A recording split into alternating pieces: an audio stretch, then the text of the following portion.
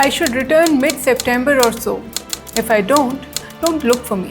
ये था Justin Alexander शेटलर का लास्ट मैसेज। एक 35 साल के अमेरिकन ट्रैवल ब्लॉगर, उनका आखिरी ब्लॉग पोस्ट। जस्टिन एक सर्वाइवल एक्सपर्ट थे जो माउंटेन्स, फॉरेस्ट, सर्वाइवल जर्नीज सब कुछ कर चुके थे और वो इंडिया आए पार्वती वैली आध्यात्म की तलाश में, खुद को ढूंढने, लेकिन वापस नहीं गए। पर जस्टिन एक अकेला ऐसा केस नहीं है। ऑफिशियल रिकॉर्ड्स के मुताबिक 2003 से 2023 तक पार्वती वैली से 1078 लोग गायब हुए। इनमें से 580 से ज़्यादा केसेस आज भी अनरिजॉल्व्ड हैं। काफ़ी में कोई भी क्लियर एक्सप्लेनेशन नहीं मिला और उनकी फैमिलीज आज भी क्लोजर का इंतज़ार कर रही है।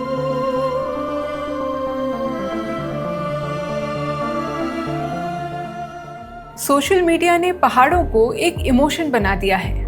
पहाड़ों के पीछे वाली दुनिया, यहाँ सबको जाना है। कसोल के कैफेज, टोश के क्लाउड्स, खीर गंगा की hot springs, bonfires, psychedelic party culture, freedom, silence. Honestly, अगर आप भी पार्वती वैली की पिक्चर्स और वीडियोस देखेंगे तो आपका भी मन करेगा कि वहाँ तुरंत चले जाएं। हिमाचल प्रदेश की कुल्लू डिस्ट्रिक्ट में पार्वती वैली बसी है पार्वती नदी के किनारे किनारे। कहते हैं कि यहाँ पर पार्वती जी ने शिव जी को पाने के लिए घोर तपस्या की थी और इसीलिए इस वैली का नाम पार्वती वैली पड़ा। लेकिन सोशल मीडिया की पार्वती वैली की सुंदर सुंदर रीलों के परे भी उसके पीछे भी एक दुनिया है जो इस वैली में गुमशुदा लोगों के पोस्टर्स से भरी हुई है।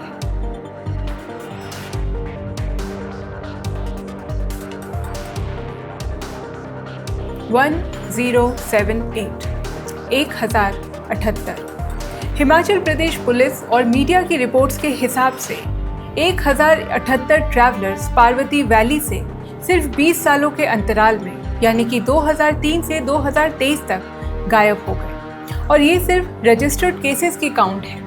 ऐसे भी बहुत सारे केसेस होंगे जो रिपोर्ट ही नहीं हुए।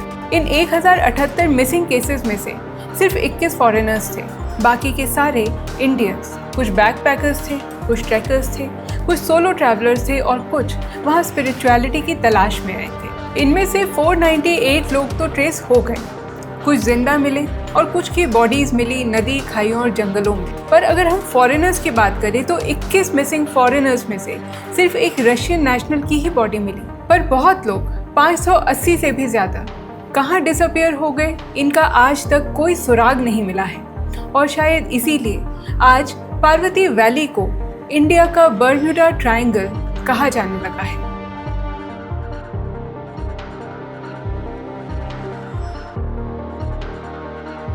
अब मैं आपको बताती हूँ जस्टिन अलेक्जेंडर शेटलर के बारे में। अगस्त 2016 में जस्टिन पार्वती वैली पहुंचे। वो कोई एमेच्योर टूरिस्ट नहीं थे जो एडवेंचर की तलाश में आए हों। वो एक सर्वाइवल एक्सपर्ट थे और दुनिया में कई जगह घूमे हुए थे। इस बार वो पार्वती वैली आए स्पिरिचुअलिटी की तलाश, और यहाँ पर उनको एक साधु मिले, एक सेल्फ प्रोक्लेम्ड साधु जिनका नाम था सत्यनारायण रावत। वो खुद भी नेपाल से भारत आए थे। दोनों साथ रहने लगे, गुफाओं में मेडिटेशन करते थे, ट्रैकिंग करते थे। कुछ समय तक बाबा के साथ गुफा में रहने के बाद 13 अगस्त को जस्टिन ने अपने ब्लॉग पर लिखा कि बाबा की दयालु आंखें उसे 5000 साल से भी पुरानी लगती हैं और इस जगह पर उसे शांति मिल रही है। फिर 15 अगस्त को उसने अपनी इंस्टाग्राम पोस्ट पर लिखा, "They are holy men, but wild and even above the law in India. Police won't arrest them even for murder." ये लाइन डर में नहीं लिखी गई थी, ये फैसिनेशन में लिखी गई थी और शायद यही सबसे चिलिंग बात है। फिर बाबा के कहने पर वो मानतलाई ट्रैक पे निकला। मानतलाई लेक यानी कि पार्वती नदी का ग्लेशियर सोर्स। ये ट्रैक बड़ा ही डेंजरस और आइसोलेटेड था, ना तो यहाँ नेटवर्क था और ना ही भीड़। फिर 19 अगस्त को जस्टिन ने लिखा that I should be back by mid-September, but if I don't look for me। और 3 सितंबर 2016 को ट्रैकर्स ने उन्हें लास्ट टाइम देखा। उसके बाद जस्टिन की मोटरसाइकिल मिली, उसके बिलोंगिंग्स मिले, साधु मिला, लेकिन जस्टिन नहीं मिला। पुलिस ने साधु को कस्टडी में ले लिया और उसकी 8-9 दिन तक इंटेरोगेशन हुई, पर साधु ने कुछ नहीं बताया। पर हाँ, उसने ये ज़रूर माना कि वो जस्टिन के साथ और एक और पोर्टर के साथ ट्रैक पर गया था। पुलिस कस्टडी के दौरान ही एक रात को ये साधु ने अपने आप को खुद की लंगोट से ही फांसी लगा ली। तो बेसिकली कुछ भी एक्सप्लेनेशन नहीं मिला, कुछ भी कन्फेशन नहीं मिला। ऑफिशियल थ्योरी कहती है कि जस्टिन पार्वती नदी में बह गया, पर उसकी बॉडी कभी नहीं मिली।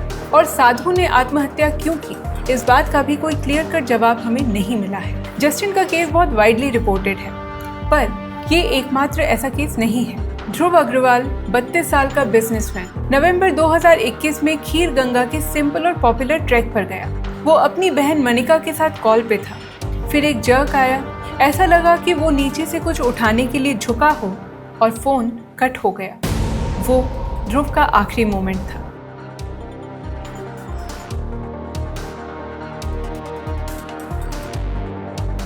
अब एक इम्पॉर्टेंट बात, हर मिस्ट्री का मतलब पैरानॉर्मल नहीं होता।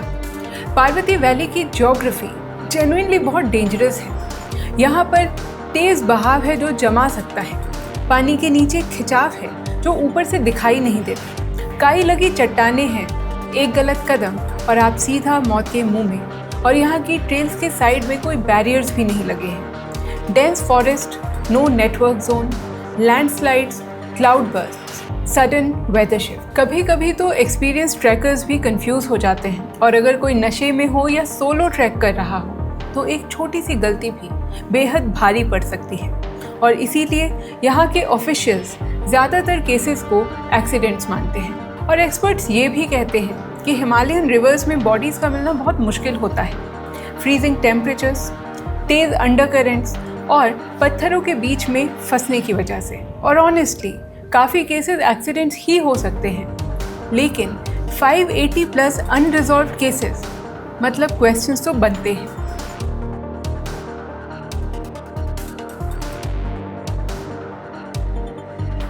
पार्वती वैली और स्पेशली मलाना गांव दुनिया भर में फेमस है एक चीज़ के लिए, चरस, जिसे कहते हैं मलाना क्रीम। इंटरनेशनल बैकपैकर्स में इसका एक कल्ट स्टेटस है, और इसके साथ ही यहाँ पर एक अंडरग्राउंड इकोनॉमी भी डेवलप हुई है। Hidden cannabis farms, middleman, remote rave parties और ड्रग टूरिज्म। एनसीबी और इन्वेस्टिगेटिव रिपोर्ट्स के according Parvati Valley drug transit route के लिए भी जानी जाती है। और नेचुरली जहाँ पर इतना ज़्यादा हैवी सब्सटेंस अब्यूज़ हो, वहाँ एक्सीडेंट्स तो बढ़ेंगे ही।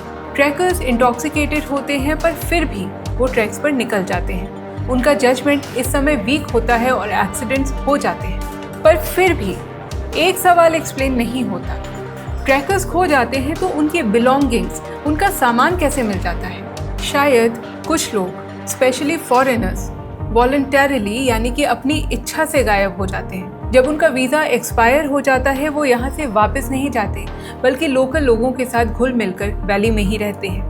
एक एग्जाम्पल है ऐसे ही एक ब्रिटिश एयरवेज की एम्प्लॉय का। जब पुलिस ने उसे ढूंढा तो वो 15 साल के बाद मलाना के पास मिली। ऐसा ही एक और एग्जाम्पल है एक इटालियन सिटीजन का, जो कई दशकों तक यहाँ पर रहा। उसने यहाँ शादी की, उसके बच्चे हो गए, फ्लुएंटली हिंदी बोलने लगा। वो यहाँ तब तक आराम से रहता रहा जब तक 2010 में पुलिस ने उसे अरेस्ट नहीं कर लिया। तो 1078 में से कितने लोग विक्टिम्स थे और कितने खुद गायब होना चाहते थे, इस बात का जवाब तो किसी के पास नहीं है। वैसे बिलोंगिंग्स मिलने के पैटर्न की वजह से इंटरनेट पे कई थ्योरीज चलती हैं। कुछ लोग कहते हैं क्रिमिनल नेटवर्क्स के बारे में, कुछ फेक स्पिरिचुअलिटी और मैनिपुलेशन की बात करते हैं, और कुछ तो सीरियल किलर थ्योरीज तक भी पहुंच जाते हैं। लेकिन इम्पॉर्टेंट बात यह है कि इन सब चीज़ों से रिलेटेड कोई भी कंक्लूसिव प्रूफ आज तक सामने नहीं आया है। पुलिस ऑफिशियली इन थ्योरीज को सपोर्ट नहीं करती, और अथॉरिटी ज़्यादातर केसेस को एक्सीडेंट्स, रिस्की टेरेन और changing and severe weather conditions के साथ जोड़ती है।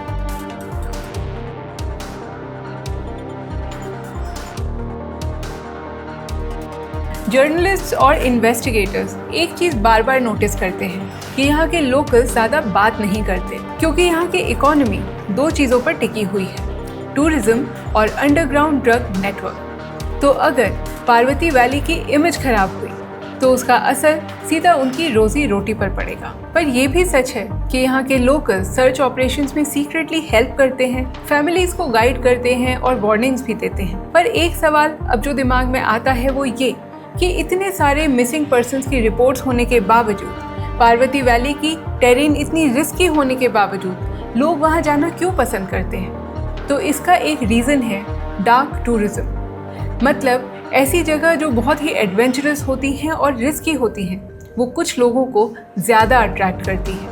और सोशल मीडिया भी एक इल्यूशन क्रिएट करता ही है, ब्यूटीफुल रील्स, एस्थेटिक कैफेज, लेकिन कोई भी रील मिसिंग पर्सन्स को नहीं दिखाती, कोई भी रील रोती हुई फैमिलीज़ को नहीं दिखाती।